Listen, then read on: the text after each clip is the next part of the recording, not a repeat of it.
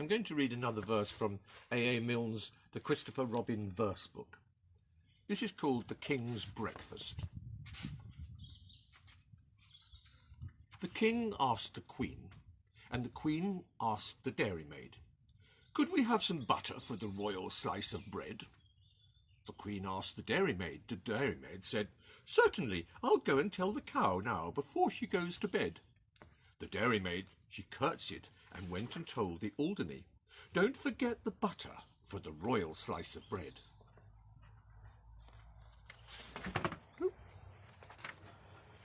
The Alderney said sleepily, "You'd better tell His Majesty that many people nowadays like marmalade instead."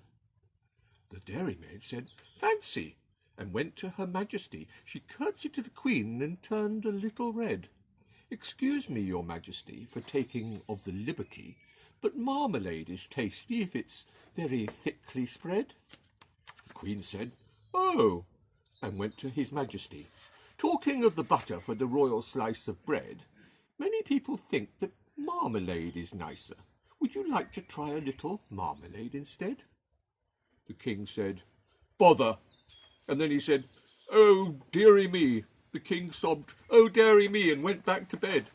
"Nobody," he whimpered, "could call me a fussy man. I only want a little bit of butter for my bread." The queen said, "There, there," and went to the dairymaid. The dairymaid said, "There, there," and went to the shed.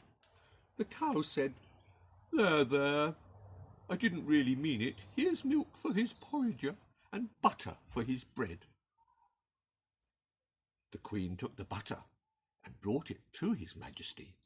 The king said, "Butter, eh?" and bounced out of bed.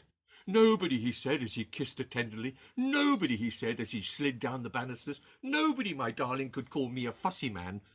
But I do like a little bit of butter on my bread."